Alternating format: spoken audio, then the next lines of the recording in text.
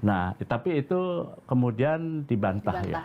Dibantah karena waktu itu Kementerian Kelautan dan Perikanan yang menegaskan bahwa itu sebetulnya hanya disewa. Itu kan tapi harus diawasi. Kalau enggak ya bisa bablas juga, ya kan? Betul, Siapa Mbak. yang mengawasi? Kalau nggak ada yang ngawasin, bisa terjadi. Kita ini kan ribuan pulau ya, kita memiliki ribuan pulau besar, kecil, tapi banyak juga yang masih tidak terurus. Betul. Ada yang berpenghuni atau ada pun yang tidak begitu. Betul. Tapi punya sumber daya ya di situ yang dimanfaatkan. Dan dia sebagai satu pulau yang mungkin hanya menjadi tempat singgah. Misalnya 4 pulau yang tadi kita jelaskan itu tidak ada penghuninya semua, baik pulau Mangkir kecil, Mangkir besar, gede, Mangkir besar, Mangkir kecil, lalu Pulau Lipan, Pulau Panjang. Ya. Di Pulau Panjang misalnya itu kan nggak ada penduduknya, jadi ketika persoalan sengketa itu muncul sebetulnya tinggal dilihat sederhana saja, adakah ada warga penduduknya di sana dan punya KTP atas nama pemerintah mana? Ternyata untuk dirujuk dari KTP nggak ada. Jadi yang ada adalah ada semacam tapak, ada tugu yang dibangun oleh pemerintah Aceh memang. Di situ, dan di situ juga ada semacam rumah singgah gitu. Nah inilah yang makanya kasus 4 pulau ini rawan sengketa berkepanjangan, meskipun sudah sejak dulu ada berbagai penyelesaian, tapi tetap rawan karena tidak ada yang tinggal di sana. Jadi meskipun tidak ada yang tinggal, tapi nelayan kan bisa berlabuh di sana, mungkin ada badai, singgah dulu di sana atau beristirahat untuk mencari ikan lagi. Nah, cuma memang satu pelajaran penting ya buat kita nih, bangsa Indonesia, kita punya banyak ribuan pulau, tapi kadang tidak diurus dengan baik gitu ya. Jangan sampai ada sengketa dulu baru mau lepas. Muncul, Jangan sampai bahkan sengketa dengan negara lain dulu hampir lepas baru kita urus. Baru kita urus kan. Misalnya kasus 4 pulau itu kan selama ini nggak pernah muncul di permukaan. Baru tahu saat ada sengketa. Setelah ada sengketa antar provinsi pula yang bikin masyarakat juga kenapa harus terjadi, karena sengketanya antara provinsi di Indonesia pula dua-duanya. Dan satu lagi juga ya yang mungkin pelajaran yang mungkin harus dilakukan oleh Presiden Prabowo.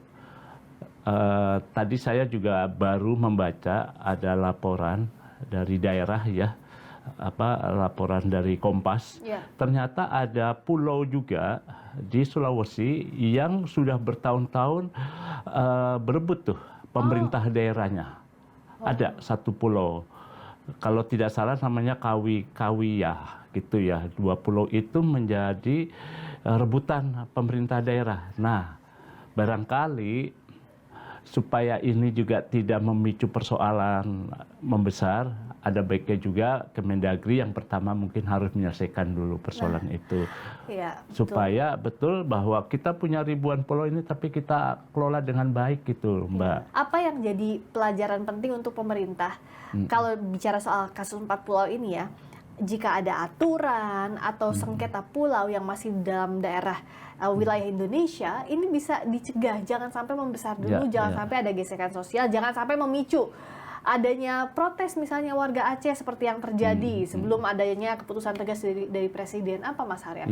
Ya memang pertama ya harus ada keputusan yang tegas ya. Jadi keputusan itu jangan melihat hanya kepada dokumen, data, sejarah juga, tapi mendengarkan masyarakat dulu di situ.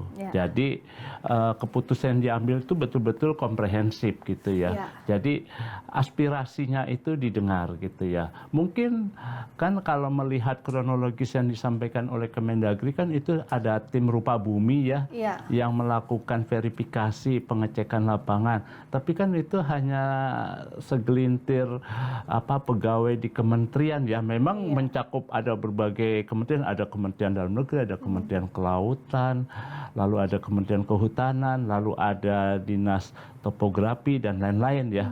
Dan tapi masyarakatnya kan tidak didengar gitu ya. Nah, terutama itikat baik.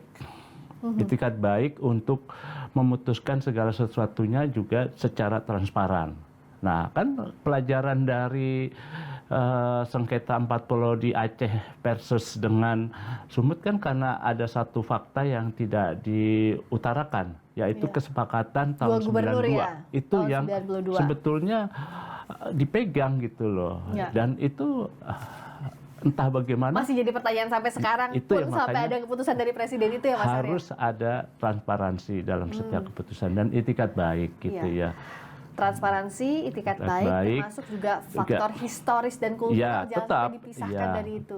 Memang sisi depan aparat pemerintah itu harus menjaga pulau-pulau kita yang tersebar banyak sekali sampai pulau-pulau kecil itu ya. Nah, karena dengan menjaga pulau-pulau itu menjaga kedaulatan negara kesatuan Republik Indonesia. Jadi peduli gitu loh, jangan dicuekin. Baru kalau ada masalah baru muncul itu jangan sampai ada klaim dulu, ada sengketa dulu baru diperhatikan pulau-pulau. Janganlah, namanya kedaulatan ya. Iya, betul, karena itu adalah bentuk NKRI. eksistensi kedaulatan kita apapun gitu ya. Ini jadi pelajaran besar, tapi setidaknya kita sudah dapat kabar baik dari keputusan Presiden Prabowo yang tegas soal 4 pulau yang disengketakan ini jadi milik Aceh. Jadi kembali lagi ke Aceh ya, setelah sempat dari peraturan Kemendagri, sempat ke Sumatera Utara, sekarang dikembalikan ke Aceh dan harus dipatuhi oleh semua pihak. Jadi pelajaran berharga, jangan sampai terulang. Itu yang pentingnya Mas Har. Terima kasih banyak atas waktunya Mas Suhartono.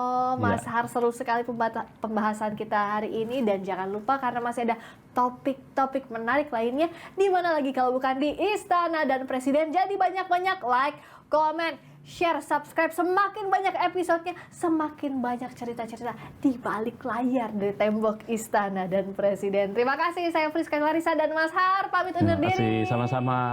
Sampai jumpa lagi sahabat Kompas TV. Bye.